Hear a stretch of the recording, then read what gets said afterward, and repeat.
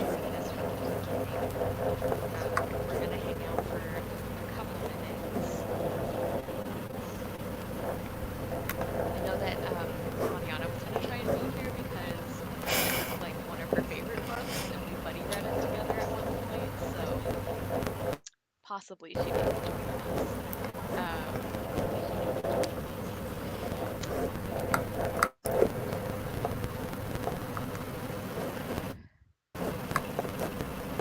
Okay, yes, let me put the link on Instagram. oh, good idea. Let me update that too.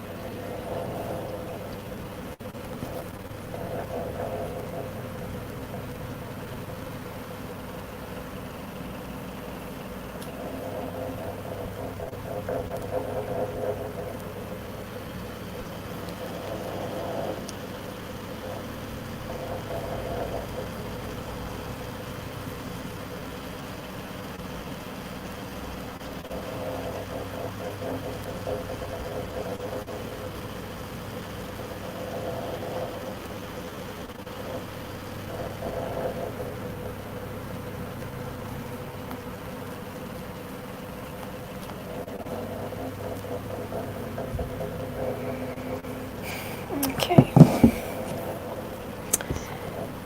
So, yes. do you want to go ahead and do a quick introduction? If anybody who's watching, feel free to say hello in the comments and let me know. I've already linked Hana's channel or her Instagram and blog in the description box, so you can just see it by yourself.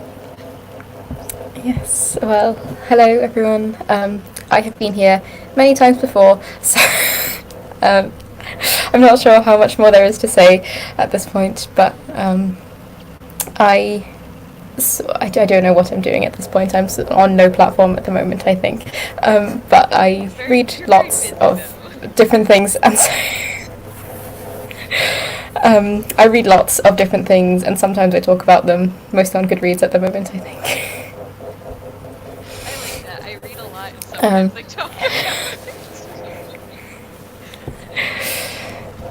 and like I was just saying to Cara before we went live that my Wi-Fi is being very difficult today. So if anything happens, that will be why. I feel like usually, well, I like the last couple times my end especially we're having trouble. So, yeah. So Yeah, welcome you know. everybody. Thank you for joining me again, Hana. We're back again. And we've already mentioned that we are going to be reuniting for like a reunion episode of the Francis Hardy Book Club log, which is very exciting. But more Cara, details I've to just come. finished it, and it's so good. It is. Oh my gosh, that makes me so excited. It's so good. It made me cry on public transport. There can be no higher praise. Okay, I'm like extra excited now. So everyone look forward to that. Probably happening in January. But today we are here to talk about Emperor and Clay by Laura Amy Schlitz, which is illustrated by Julia Iredale. And I should just very briefly mention what the Not a Genre Book Club is about. Probably if you're watching this episode, you've seen a couple others, I would guess. But just in case, Not a Genre Book Club is exactly what it sounds like. It's about a category of books that is not a genre, but it often gets like lumped together as if it's a genre that has all the same kind of things. And specifically, we read and discuss middle grade and young adult books, also known as kidlit, and we do it in a way that is more often associated with classics, or with more literary works or anything like that. So basically the book club is about recognizing that middle grade and young adult books have exactly the same kinds of things to offer, the same quality, and that's just what we enjoy doing and talking about. um, okay, so let's go ahead and jump in. I'm going to mention content warnings before we get started. Um, I think I think like most of these are going to come up in discussion. I'll try to mention which are going to be the big ones. Slavery and family separation is going to be one of the biggest, I think. But this also deals with grief, child abuse, execution, and then to a lesser extent in terms of our discussion, It also has misogyny, loss of child, infertility, and animal sacrifice and references to animal abuse. So this book deals with a lot. So just know all of this going in, and let's go ahead and get started. So, Hana, I know you mentioned that as a middle grade book, this was a little odd. So do you want to talk about that first? Yeah, I think I'm coming round to it as a middle grade because I think do have a bit of a tendency to underestimate a middle grade audience, and like I think I could have read this when I was 11, 12. However, how much I would have got out of it, I'm not sure, but I would have been okay reading it. So Mm-hmm. that is fine. It definitely is an interesting structure for a children's book, but like the whole Yes. point of this book club is to show that that is okay and that middle grade books can be like that. So I don't think it's as much of a problem as I initially thought. Although, Yeah. so my usual benchmark for is this a good middle grade or is this an age appropriate middle grade is would my sisters be able to read it? Which I appreciate is a very subjective measure, but that is how I measure it. And when I I didn't get around to like actually giving it to them, but when I described it to them, both of them were looking very unsure. Um, Yeah. so, I don't know. It depends on the child, I guess. But Yeah. Well, and it's definitely one of those that when you describe the premise, it's like, this is for children? Like, not that it's necessarily dealing with things that other children's books don't, but like the setup of the story is pretty unique. And it's interesting because when I first read this book a couple years ago now, I remember seeing, at least I think I remember coming across reviews from like librarians and people who worked with kids, and they were talking about what a great option this was to recommend to like certain readers or certain kinds of like readers who had maybe they had read a lot of the books they had already and they wanted something different. So I do think this might be a middle grade book that is perfect for like the upper range of middle grade, or maybe even for mm, a middle grade reader who's like an especially ambitious reader or something. But I do definitely see how it's not as universally recommendable as some of the other ones that we yeah, have covered. well, because also at the same time, I saw some reviews saying like this is perfect for children who like Percy Jackson, and I'm like, no, just because Mm, it has Greek gods in it doesn't mean it's for that audience. yeah.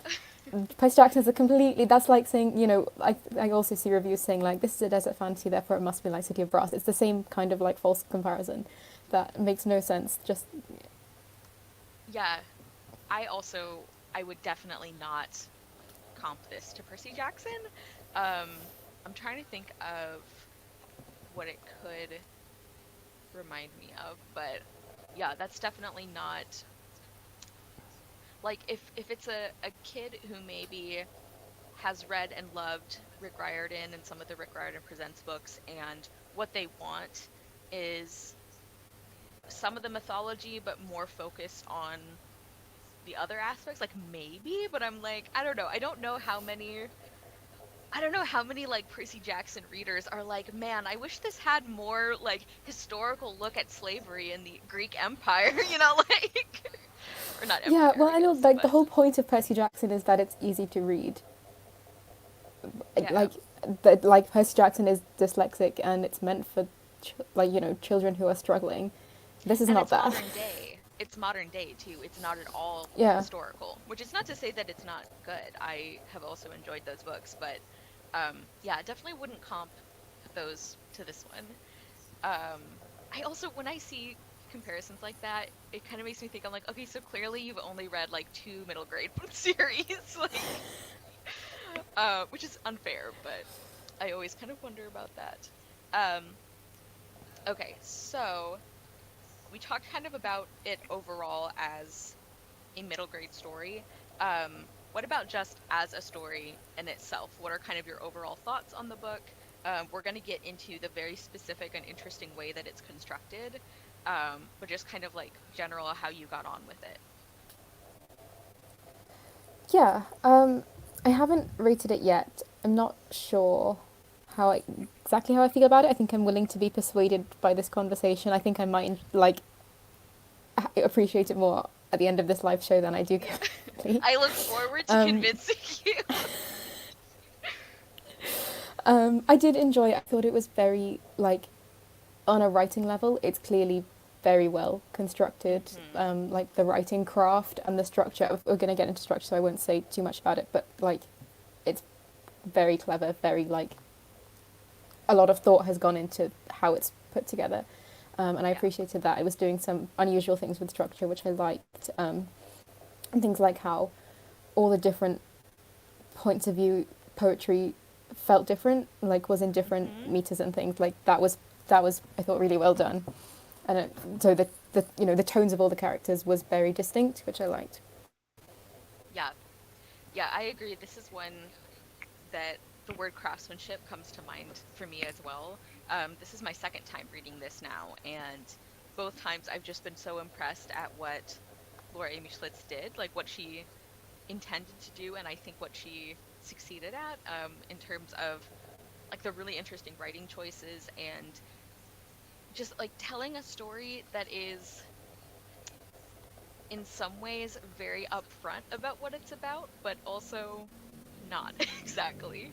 Um, okay, and then let's talk about our two main characters. So we do have a lot of different points of view sections, but the two major ones are Roscos and Mellisto.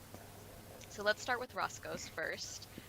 How did you feel about him as a character? And his sections were written in verse, so I don't know if you had any thoughts on that specifically. Um, I loved Roscoe's. He was great. He was my baby.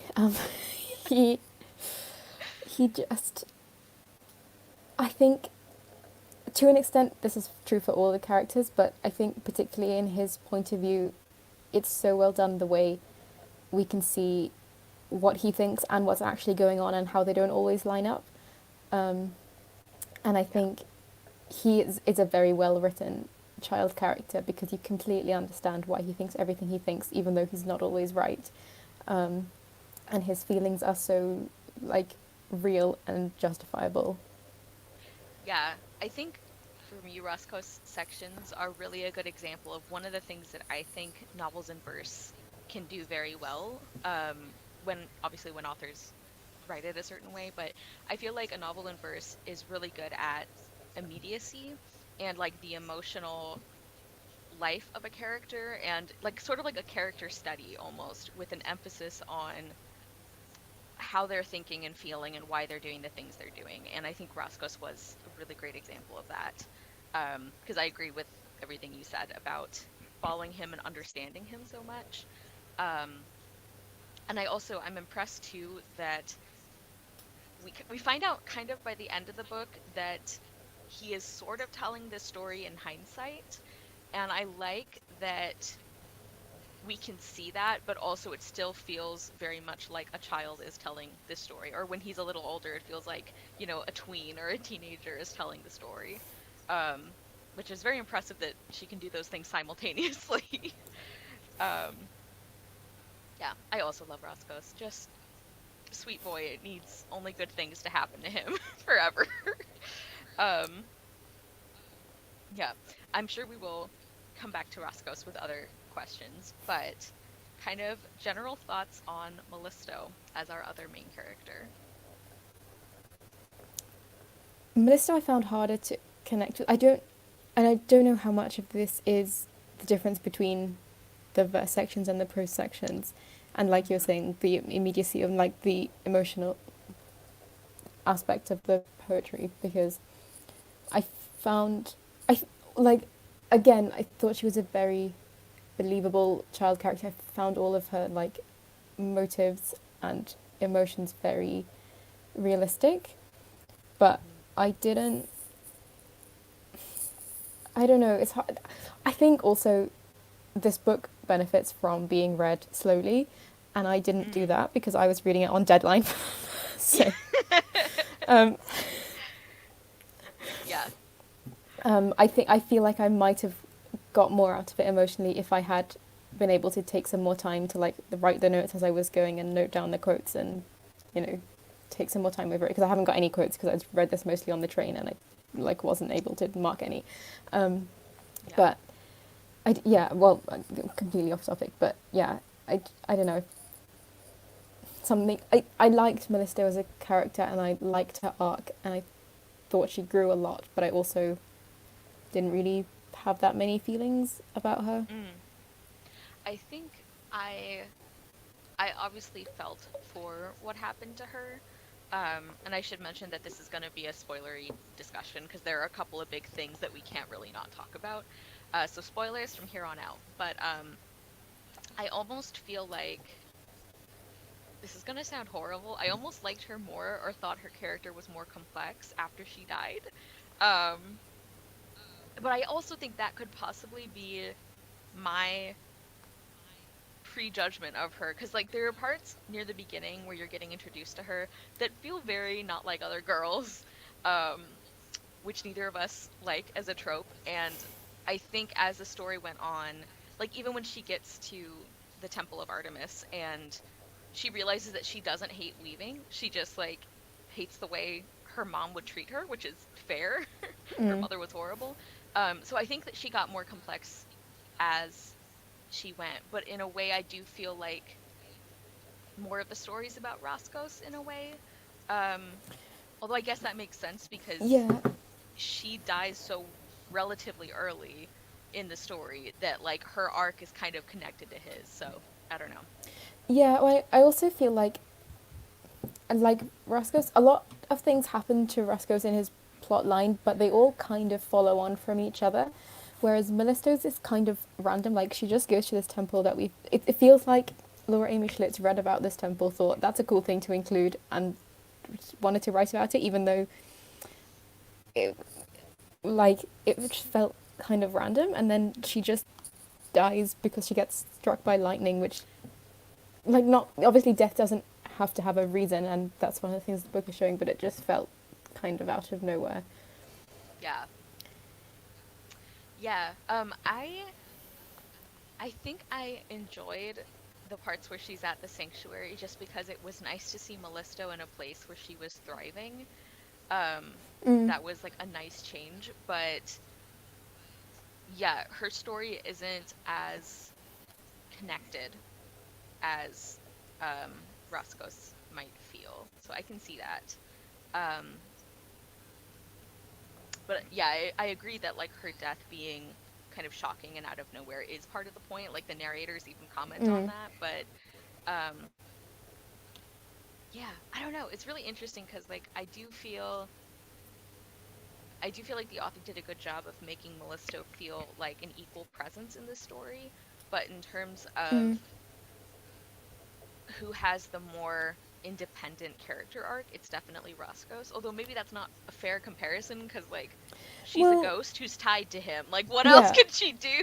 and like his arc goes on beyond the rest of the story, and Yeah, from what is implied, he goes on to live a long, full life, and she doesn't. So yeah, I think it's inevitable that there's like tonally it's going to feel different in terms of yeah, the overall arc. yeah. I agree. And I also think it was interesting while she's at the sanctuary.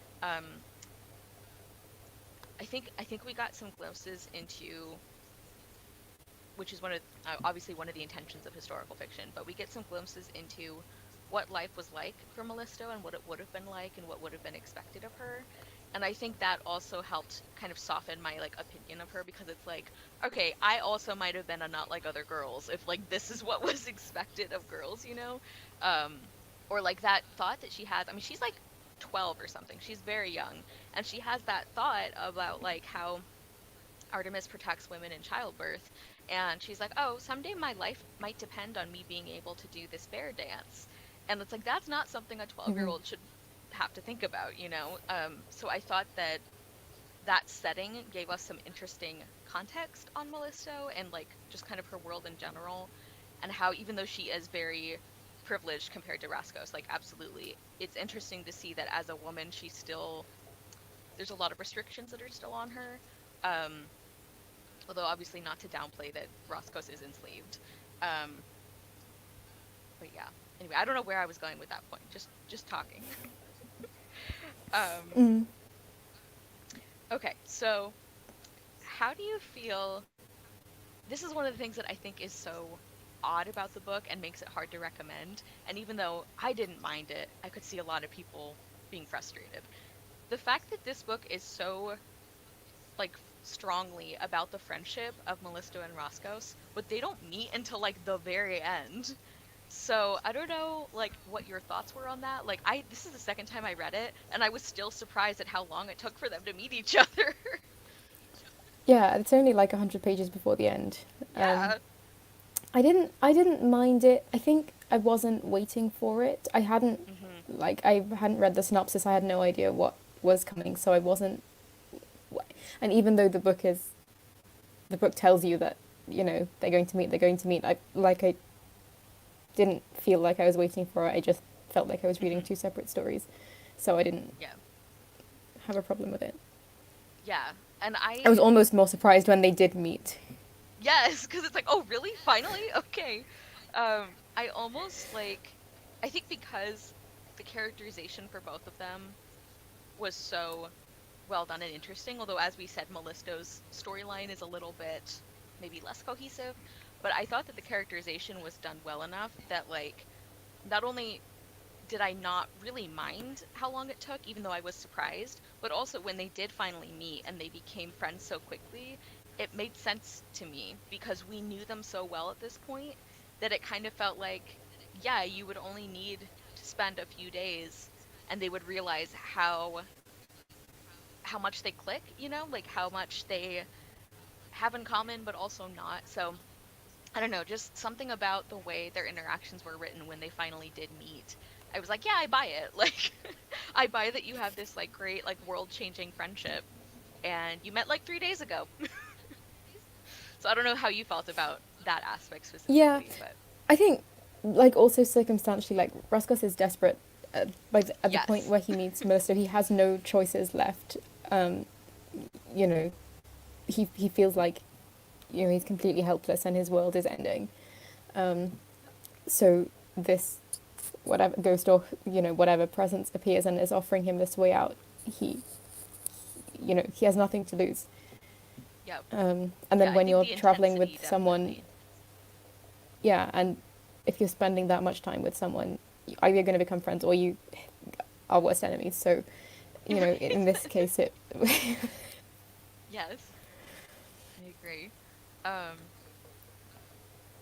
yeah, I definitely think the intensity of what was happening, I mean, especially for Roscos, like he had so much at stake that like I think that kind of heightened emotion can make like connections that already would happen just be so much faster and stronger. Um, Mhm. and Melissa needed him too to be kind of like set free, even though she was afraid. Mm. Um, yeah, I like would have wanted to see even more of them together, and interacting just because I enjoyed that, but like I don't think that it feels like a failing of the book necessarily. No, I and do feel if like when I review this one I need to tell people like it's about their friendship, but it takes a long time. Like, yeah. What were you gonna say? no, yeah, Sorry. and if they had been friends from earlier on, and if she'd been his ghost companion, it would have been a completely different story. Yes. That's a good point. Very different tone, I think, too. Mm. Yeah. Um, okay, so we've alluded to this, but let's talk about the structure of the book and the really interesting narrative choices that Laura Amy Schlitz makes. So we have some sections that are told in prose, some that are told in verse, and then we also have kind of like holding the whole story together. We have these like archaeological artifacts, which I think is fascinating and is another reason why I'm like, I can see this would be really hard to recommend to like certain elementary schoolers, or I guess middle schoolers, but like, yeah. So I guess my questions are, how do you feel about how the combination worked of all of those different things? Um, and also, I feel like this is a slightly different question. What do you think like what benefits do you think the story had because of those things, if that makes sense? Yeah, I like every element individually. I liked, but I do think it overall it felt like it was a lot. Mm, Not necessarily in a bad way, but just there was a lot like part of, and it's not just the structure; it's also the plot. There's a lot of elements to the plot, and a lot of as we haven't even talked about the whole thing with Socrates. Like, there's so much going yes. on in the plot, and and then on top of it, you've got these three different storytelling styles from 500 different points of view. Like, even though every individual bit is really well written, I was like a bit overwhelmed by how it all comes together. Um, Yeah. but having said that, I do really like the archaeological bits. I feel Hmm. like it makes it feel like a like ancient legend, like y- y- it almost feels like Roscos is now the ghost who's telling the story, centuries in the future, because it it just removes you from the story, even though the poetry is in first person, makes it feels like bleh. It makes it feel like it was a long time ago, um, which I think is an interesting tone to strike. Yeah. And it kind of created, for me at least, it kind of created this like extra sense of loss for some of the parts because we'd be reading about Mellisto and Roscos, and we would read about Mellisto's death, and then like the next section would be like this very clinical description of like grave goods, that were found with a young Greek girl, and we don't know who she is, but she seems to be wealthy because of this. Like, I think that was a really interesting choice, and I think that for me that contributed to this feeling of the past being very human, like that we have all Mm. of these, like there are all these things that put distance between us, but these were people and we're doing our best to understand them, and I thought that was really cool. um yeah. Yeah, and like every object you see in a museum or whatever has a story behind it, has someone who made Yes. it and someone who lived with it and used it. Yeah. Even when most of the time we know nothing about who that was or Yeah. what they And did. I think from like just a narrative perspective, I just think it's very impressive that she was able to tie all of it. Like, it was a lot. It was a lot going on, but the fact that she was able to tell a story with these sometimes fragments, that we don't have, we have barely any information about, so she had to invent things, but the fact that she was able to like do that so well, like turn it into a story when we don't have much to go on, which I guess is what, historical fiction is a lot of times. But um I remember I had forgotten from the first time I read this what the last kind of piece of the story was. So I'm like going along, just reading, and I think I have maybe like a couple more chapters worth or something. And I turn the page and it's that mural of them, and I'm like, like I wasn't expecting that, even though I've read this before. And so I think like the way she like very strategically placed those, I think also helped some of the emotional impact, because like, I felt like these characters were so real, and I was so like connected to what they were going through, and I was so invested in their friendship. And then we turn the page and it's like, oh, it's a story. It's just a story, and we see them here. So that was not very coherent, but gave me a lot of feelings.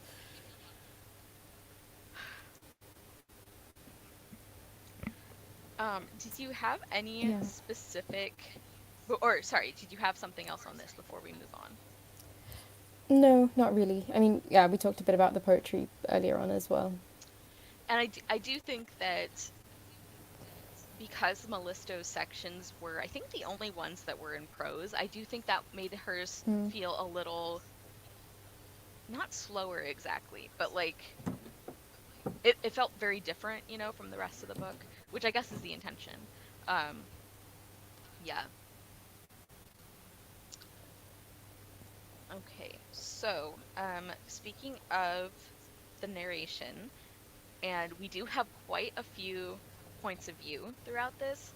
Um, what did you think about the choice to have so many of the Greek gods as narrators? And especially, I think Hermes is the one who I think gets the most narration time. But what did you think about that decision? I think, again, well, it's part of the distance in a way. It's like someone else is controlling the story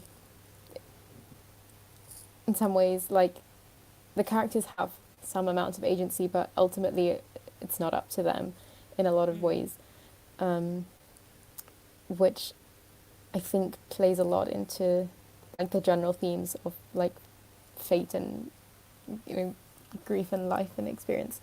Um, I liked Hermes a lot. Hermes, um, he reminded me a lot of Hermes from Hades Town, especially in the opening, the very first chapter, um, Yes. and I like part of it as well. I think with the archaeology, you know, like all those lines in Hades Town, like it's a tale of, you know, tale from long ago.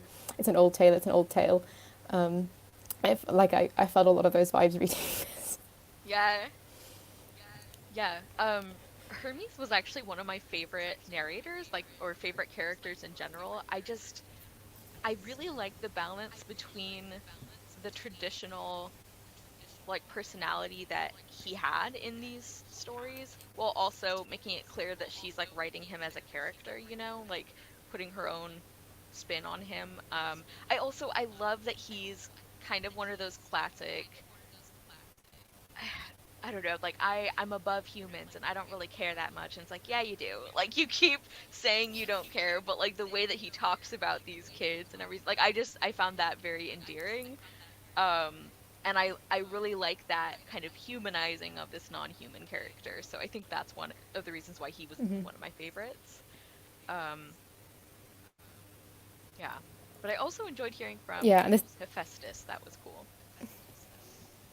yeah, I liked Hephaestus too. He was like, we don't really get much of his own story. I think you have to bring your own knowledge of Hephaestus Mhm.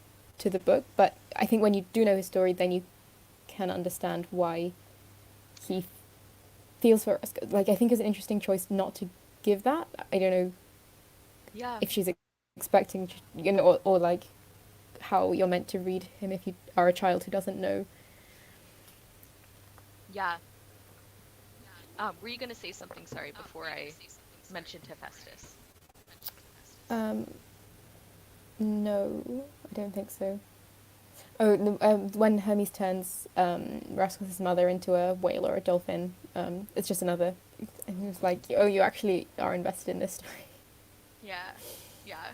Um, and we'll get to this a little bit later, but I also think that his narration specifically is really interesting in the way that she, like Laura Amy Schlitz, talks about some of the issues of the time period in a way that, well, okay, I won't, I won't like get into that yet because it's a whole separate question, but keep that in mind. Put a pin in that for a later question.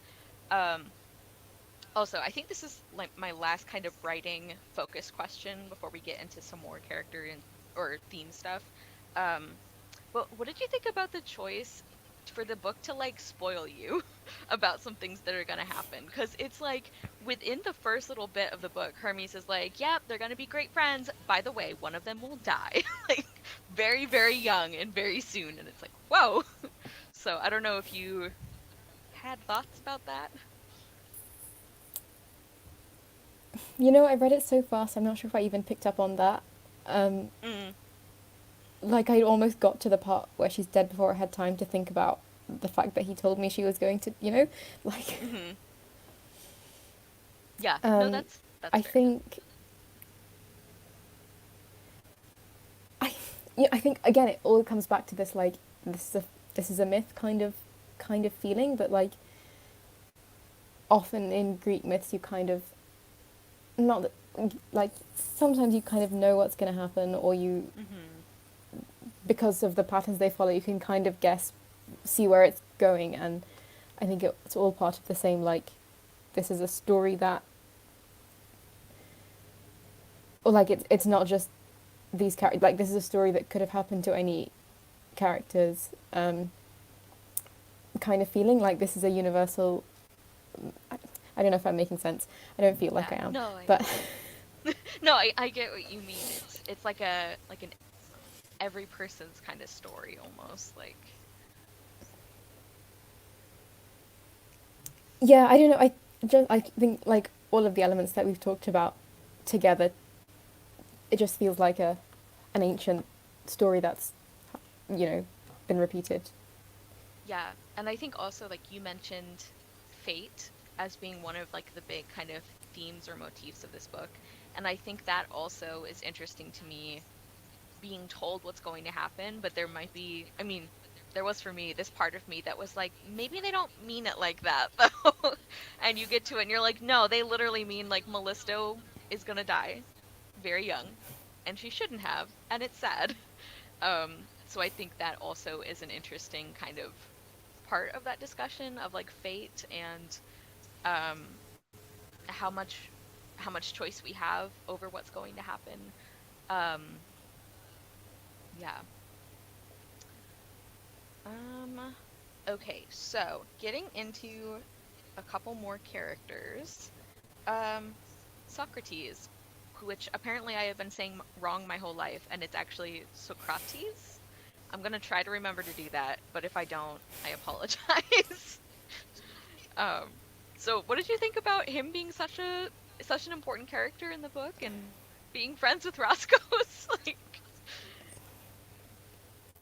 Yeah, I really wasn't expecting it, especially because Roscoe starts referring to it's again one of the things that he spoils. He starts talking about it quite early, and I was that's like that the Socrates or like a different yeah, character. I don't know. Like who's this gonna?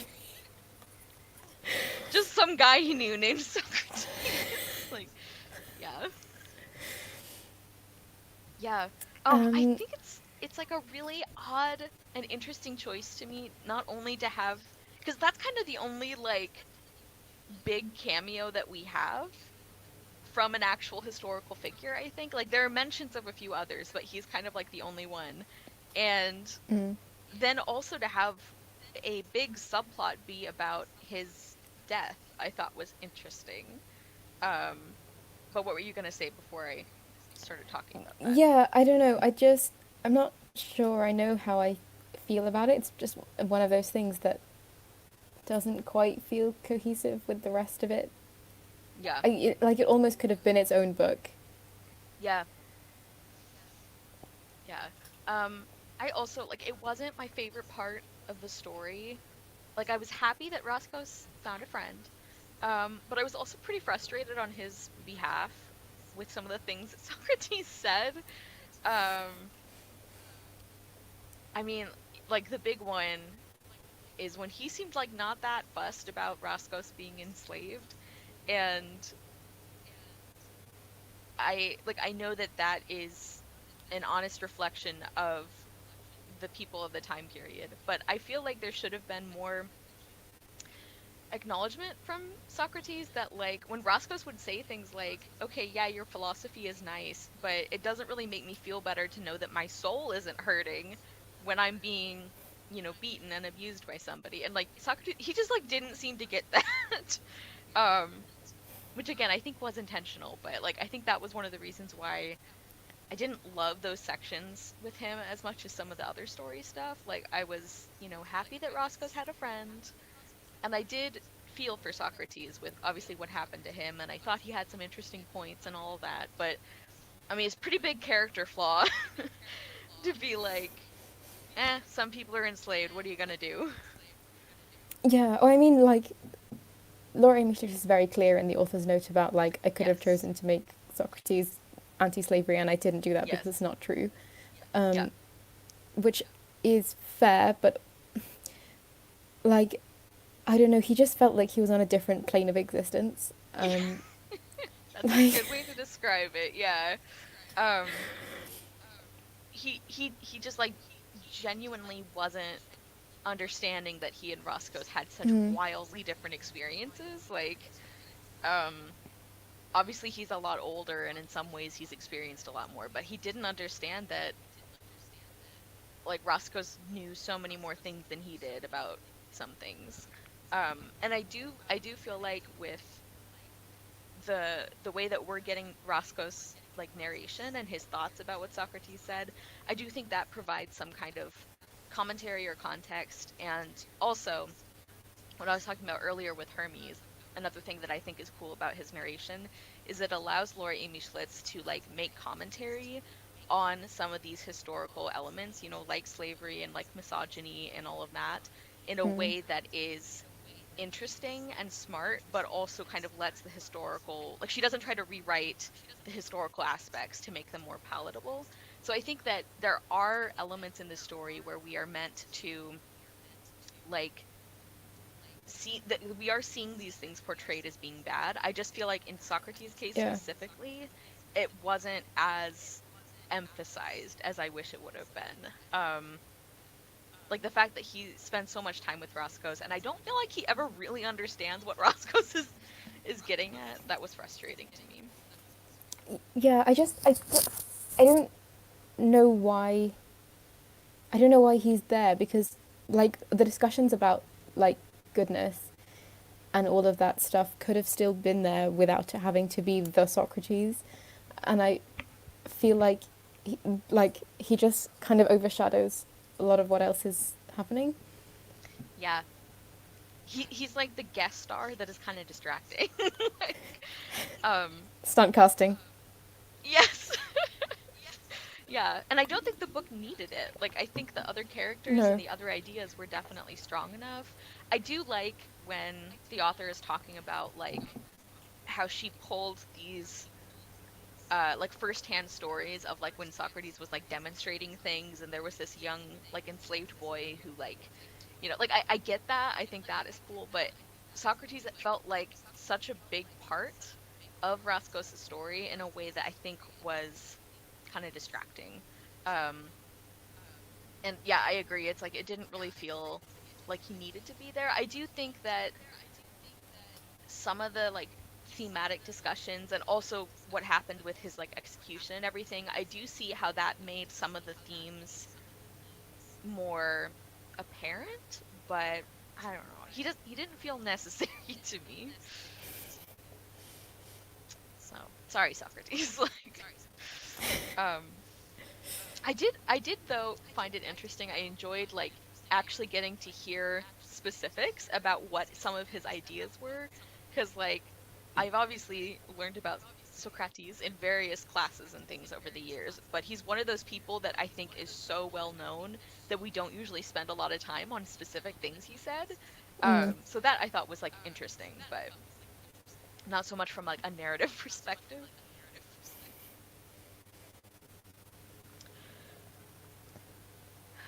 Okay, and then I think the only other characters that I wanted to talk about specifically are ones that I should have looked up their names and I didn't, but like the sort of adoptive family that Roscoe's ends up with, um, thoughts on them, like especially on kind of what we find out later about how like Roscoe's owner was himself a freed slave, or not even freed, he bought his own freedom. So I don't know, how do you feel about them as characters? How do you feel about their relationship with Roscoe's and anything like that?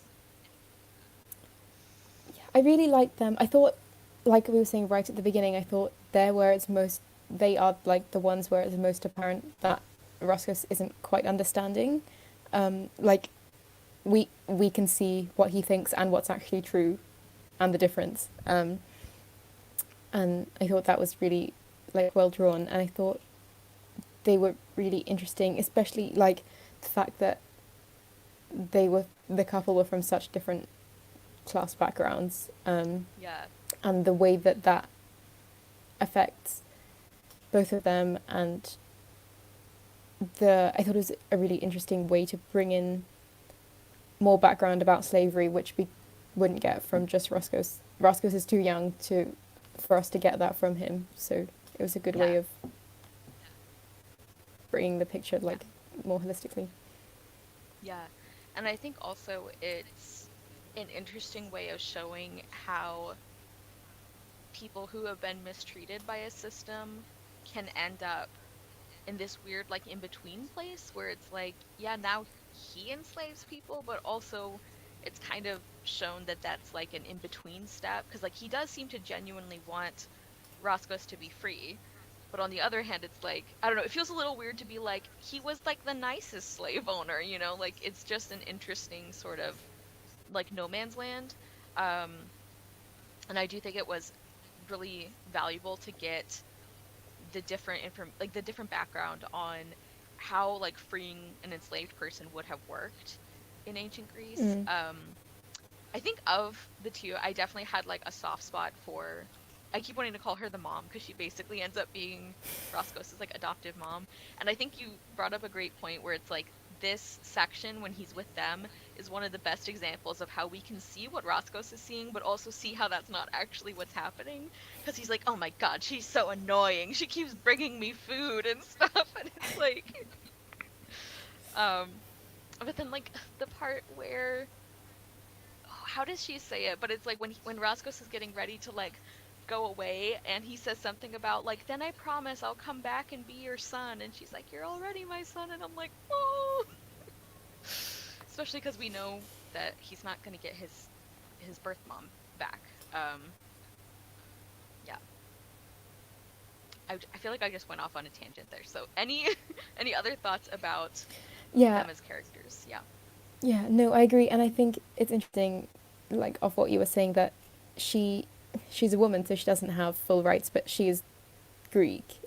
Like she's not a citizen, but close, Yeah, yeah. and he's her husband is the freed slave, and he's kind of harsher to Roscoe than she is, even though he's the one who should have the empathy for the Mhm. situation.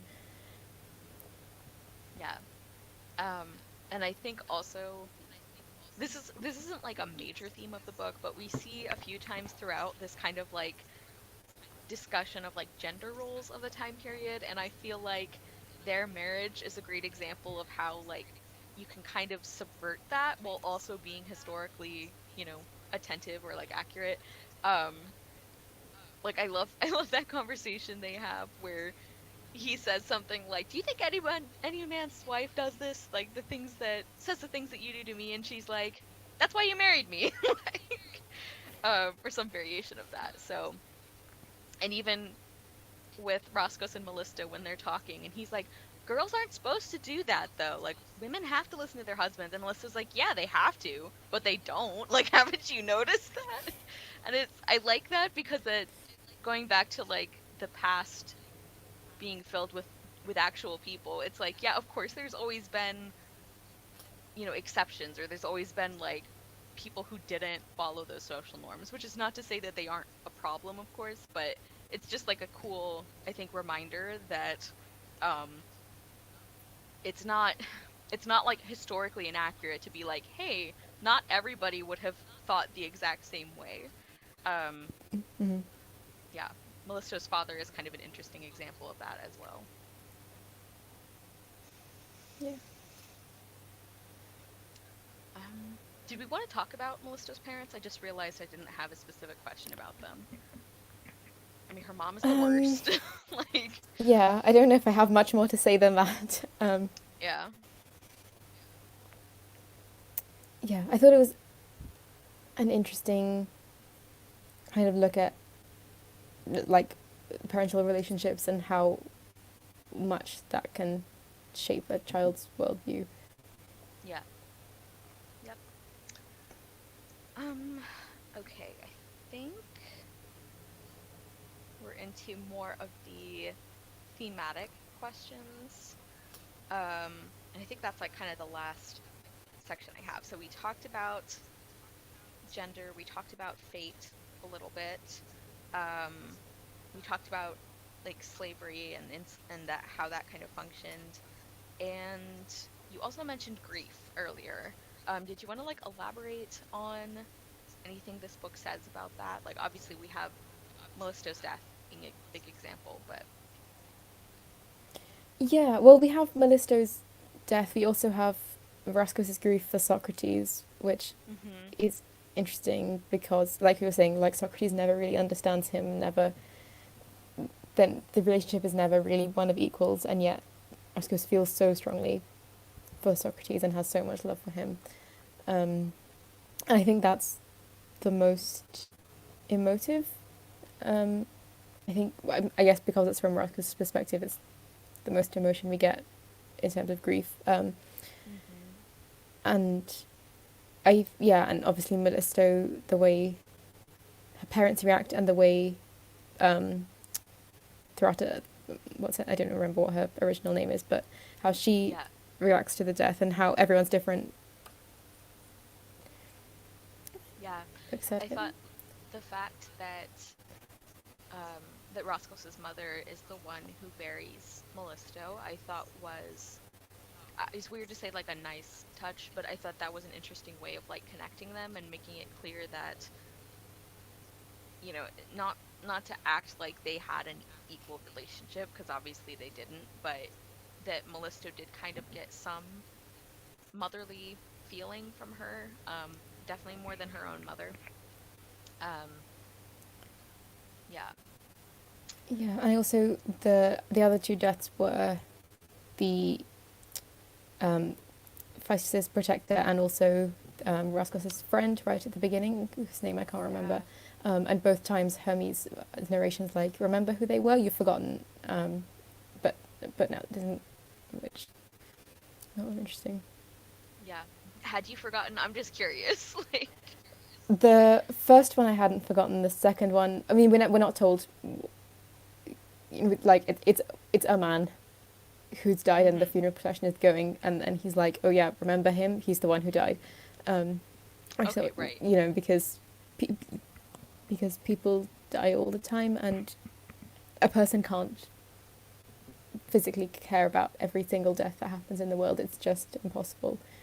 Um, but the reminder that even the ones that you don't have the ones that you don't know about, or the ones that you don't have the capacity to care about, they were still a real person who had a story. Yeah. Yeah, I remember I think his name started with an L, the second death who like was kind of Mm. like the nicer brother for like of the family that Roscos was with. I remember when Hermes did that, like, oh, I bet you forgot him. It's like I was pretty sure I remembered who he was, but I wasn't positive, and I was like, okay, yeah, like, um, yeah, and I agree with everything you said about how that works, like, thematically with the story. And then, do we want to talk a little bit more about fate in this book? Um, because I think it's obviously like a very interesting idea. Um, and we see that the narration from these Olympian gods, like they're obviously very involved in what is happening, but I feel like, and I'd be interested to hear if you like feel like this as well. I feel like just by the fact of getting to understand Roscoe's especially so well and his motivations and his feelings and what he wants from life, and also with Mellisto and some of the other characters, I feel like that is kind of its own counter argument to this idea that like, oh, they don't have any choice in what's going to happen. Like, yes, Hephaestus sort of, you know, blessed Roscos or helped him, but Roscos is also very like present in his story and present in making these decisions. So I don't know if you had thoughts on that. Yeah, it comes down to a fate versus free will question, and I think the stories I find most interesting are always both. Um, hmm um, where, like, yes, you have choices, but there are things that are outside of your control, and there are forces, whether that's God or fate or whatever you believe it might be, that can have control over you or does have control over you, and whatever choices you make can only control so much. hmm And I think also with I keep thinking of like Hermes especially because he's I think one of the primary narrators, but like I think also this book to me shows that like another like I don't know another being having foreknowledge of something doesn't mean that you don't get to make the decisions. You know what I mean? Like knowing what's going to happen Yeah. is not the same as causing that to happen. And I think that could be said for, these gods that we're reading about or for like the people in this story. Like even if even if the characters had been told a certain thing was going to happen, or I guess not if they'd been told because that could affect it, but like even if somehow they felt like they knew what was going to happen, a lot of times that wouldn't necessarily change their actions. Like it's still them making the decision. Um, so yeah, I thought that was. I also feel like this is kind of an in between sort of story, which I think is the more interesting answer in general. Um, yeah, I feel like I was explaining it kind of confusingly, but like short way to sum it up is I feel like this book is showing that somebody knowing what's going to happen doesn't mean that you have no choice or no free will. Like the knowledge is not the Yeah. cause, is what I'm saying. Yeah. Yeah. Um, I'm sure all the middle grade readers are like loving. It's just funny. I was Well, this is thinking what all I of a mean. Like, sudden, yeah. It's like not that they wouldn't get some of this, but it's one of those things you wonder if they would appreciate it more when they read it older. I don't know. mm, Um, but it depends obviously on the readers. Um, okay, I think those are my main questions. Do we have anything you want to like specifically talk about before we get into quotes? Because I had quite a few quotes actually, so. okay.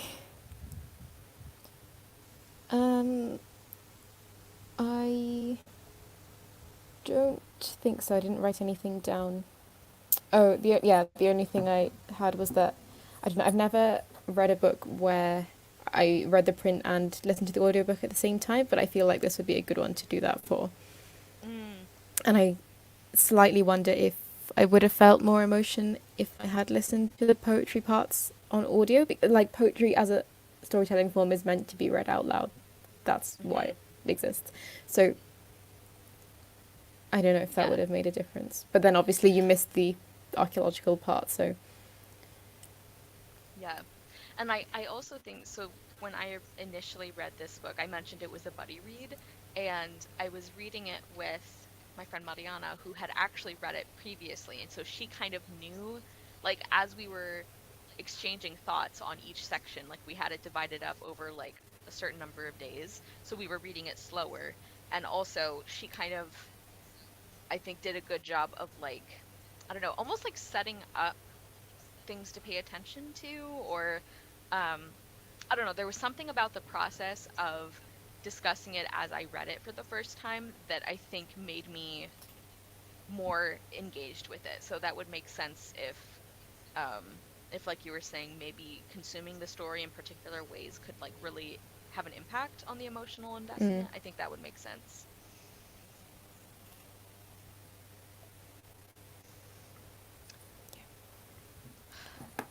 Okay.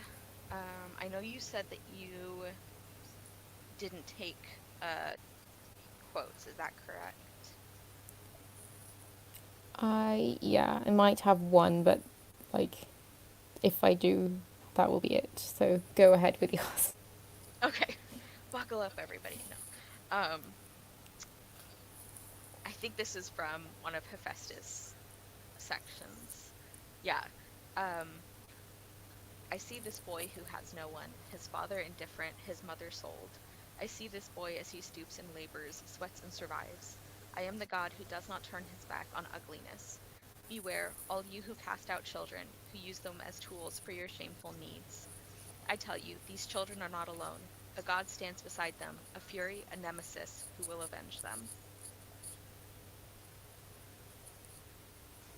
So it's not just Hermes who has, more of a Mm, heart than they let on. Um, I think a lot of my favorite quotes are from Yeah. Hermes, actually. Do you want to go ahead with yours first? No, yeah.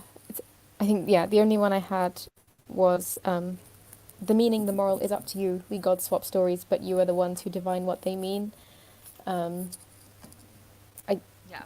yeah, I think it all comes back to like the thing I was badly trying to explain about like it being an old and universal story. I don't think that was badly explained at all. Um, yeah, and I think that's also another example of one of the things that I love so much about Hermes as a narrator is that he sounds there's like this underlying current of like admiration for humans like throughout his narration, Mm. even when he's saying stuff like, hey, like we're the gods, we make all the decisions, we have all the power, but like there always is this feeling of like, man, you guys are scrappy though. Like I'm impressed. um I this is like I think one of my favorite sections, and it's when he's talking about being the god who guides people to the afterlife. um and he's like weirdly, not weirdly I guess, but like very chill and casual about it, and then he gets very sincere, which I feel like is just very indicative of him as a character. He says, buck up, I'm coming with you. I am Hermes, the luck bringer, giant killer, jaunty, your friend and companion, god of the golden wand. I've come to show the way. I'll introduce you to gods and ghosts and keep you from getting lost. There is no night that does not end, and I can see in the dark. Like those last two lines, I think might be my favorite in the whole book. I don't know. They just like really get to me. There is no night that does not end, and I can see in the dark. I just think that's really beautiful. um, Yeah, is that the same speech at the beginning where he says this book is not as long as you think it is? Um, maybe that might be it. I love yeah, Hermes. Hermes' He's great. parts were definitely my favorite. Yeah. Yeah, he's so much fun. Um, but also I think very genuine. And then this is one of the funny parts with him. So when he's talking about um okay, so he says, everyone questions the gods. Not a day goes by without some mortal shaking his fist and bawling to the sky, why is there suffering in the world? Why is there death? And, my personal favorite, why me? Yes, there's pain in the world, but don't blame the gods. We're pussycats. Maybe not Hera. Being married to Zeus is hard on the heart. Like, it cracks me up. Um, and then my Uncle Poseidon is moody. Too much salt, those dreary barnacles, and all those storms at sea. Hades lives in hell, so he's bound to be dismal. And Ares is worse. Like, he's like, let me tell you about my big, messy family. um, let's see. Oh, okay. He's also talking about uh this is about Artemis and Apollo. He's telling the story of Braron. Um, At Roron, little girls lived as bears and served the goddess Artemis. Why bears? The story goes long ago Artemis had a tame bear, and a girl child played with it. She teased it. The bear, being a bear, killed her. The girl's brothers killed the bear. My sister Artemis, who's a crackerjack archer, let loose her arrows of plague and started killing everyone. I'm fond of Artemis. Really, I am. I adore her. Who wouldn't? Goddess of sweet garlands, guardian of young girls. Well, let's face it, she and Apollo are a little too quick with their bows. It's like, Uh, if you irritate them and they're touchy, you've got plague on your hands. And I've told you before, I'm not wild about plague. Like, it's just, he cracks me up. Yeah, I also loved in the Baron part when they were talking about here's everything we know about the bears. They were girls, they were 5 to 10, unless they were 17, and, and they were yellow, Yeah, unless they were purple. yeah. And I feel like that's another thing that, like, it's a really funny and entertaining part of the story, and it's also a really smart way to teach kids about, like, historical accuracy and how hard that is, you know? Um, yeah, I Yeah, had and there was some of that one those. footnote that like apparently Hermes has read whatever academic book this is. He thinks it's quite boring, which again was just one of those things that was like this is another element of this book, and it's so much, but also it's very funny. Yeah. um, Yeah, I like that Hermes sections seem to be the ones where he is like willing to criticize the other gods, which feels very in line with how he was portrayed in actual Greek stories, but yeah. No, I have some of those parts saved too. He's like, so the girls came to Braron and acted like bears. How, you ask me? I don't know. Nobody knows. A lot of that stuff happened at night, and an active, meddlesome god like me needs his sleep. It was women's business. I wasn't supposed to know about it. Which isn't to say I didn't peep. like, yeah, he's talking about the scholars, and so funny. Um, Oh, I thought this was just like a good kind of standalone line. The higher and finer a thing is, the less men can say what it is. Mm. And I think it's true. Um, oh, and then it goes on. Sometimes I'm like looking at my photos of quotes and I'm like, oh, this is like the same quote and it's just over 2 pages. So he says, the higher and finer a thing is, the less men can say what it is. So it stands to reason that the gods, who are higher and finer than anything else, are almost impossible to talk about. But he thought we ought to try. He thought we should ask questions. There wasn't anything so holy that he wouldn't ask questions. So Roscos is talking about Socrates, which I like that thematically as well.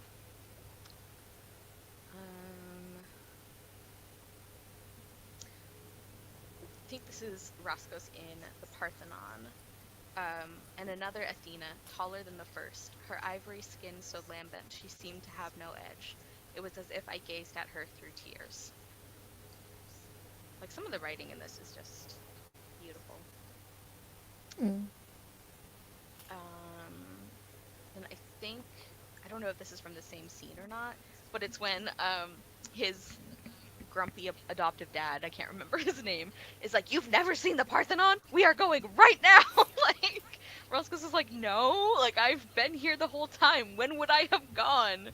Um, and it says, I'd never heard him talk so much. His hands were restless, pointing, outlining, stroking the stones that were too high up to touch. It was as if he'd made those temples.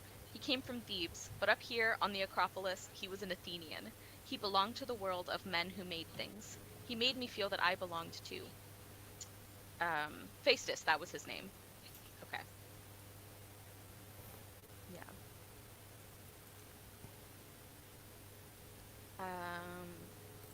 Okay. And then I think my last couple are about when Roscos and Mellisto finally meet. I couldn't believe how easy it was being with her. She was a citizen's daughter, and she was a girl. I'd never talked to a girl in my life. I thought they were different, but she was more like me than anyone I ever knew. I'm like, oh. And then the other contender for my favorite quote in the whole book is, no one ever talked like that to me. I talk to you still, Mellisto. I've been talking to you ever since. I love it. I thought you were crying, Mellisto, but I never saw you cry.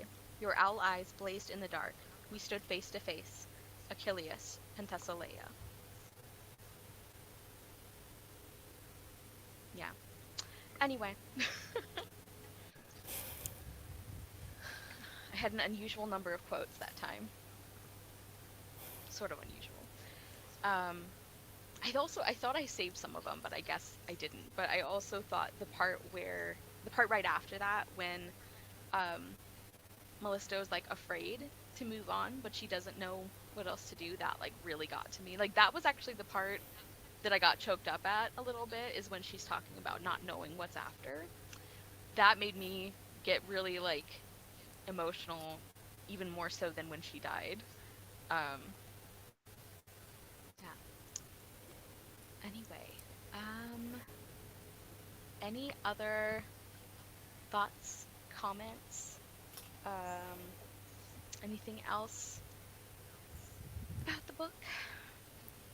Yeah, no. I think you're saying about how you didn't feel more emotional at the end. I think it's partly also because even though she dies, they haven't met yet, and you know that they have to become friends, so you know this isn't the end of her story, even though she's dead. Yeah. Yes. I think Nice. that is very well said. And I think also that's why when you like turn the page, you know, and you like I thought there was more story. I thought I remembered that there was a little more after that, and then you just get that picture and it's like there they are. um yeah. So, I don't remember if I like made this clear at the beginning, but I obviously love this book. Like I don't think I ever came out and said it, but I think that's very clear. Um but it is a very weird one. Um but I'm glad you enjoyed some parts of it at least. Yeah. Yeah. I Even think if it I'm is sitting at an a interesting one. 4, so Mhm. it was good. I liked it. I see that. Good. I'm glad. Um yeah. I've read a couple other things by this author since the first time I read this one, and I really enjoyed those as well. They're very different. Um like she tends to write historical fiction, but other than that, the things that I've read from her have not been at all like this in terms of the structure. Um but I have really been enjoying her a lot. Uh yeah. Okay, so our next episode is actually so the Not a Genre Book Club. Our next episode is going to be me and Olivia Savannah on her channel talking about the first Chaos Walking book by Patrick Ness, which is The Knife of Never Letting Go. But then the month after that, me and Hana will be back and we will be discussing. Would you like to introduce the book, Hana? Yeah, I should have brought it. I It's know. Well, As Long as sorry, the I Lemon just like Trees sprung Grow this on you. by... It's like, are you ready to ready to publicize our next episode? um, yeah, no, but so in November we'll be reading As Long as the Lemon Trees Grow by Zulfa Katour, which is about Salama, who's a girl in Syria during the Civil War revolution, um, in I think it's 2014, 2015, which is another book that made me cry a lot, and has made everyone cry a lot that I know who's read it. So I'm ready. Like, uh, I'm not even gonna have like quotes saved. I'm just gonna like show the tear stains on my book. Like, um, I am very much looking forward to it though. Yeah, I've been. It's weird to say excited for a book that's gonna be so intense, but um, I've been looking forward to it basically since I heard you review it. So, um, I'm very excited for you to lead our discussion on it. Okay, so thank you for anyone who tuned in. Thank you for anybody watching this back later. A reminder that Hana is linked in the description below, so please check her out. And I think that's everything. Um, Keep an that's eye it. on my social media for like updates on when live shows are going to be. I'm considering if I'll need to eventually make an Instagram account for the book club because Twitter is just like imploding as it has been for a few months. So TBD on that, but just follow our social media and you'll find out about future live shows. So we will see you guys later. Bye. Bye.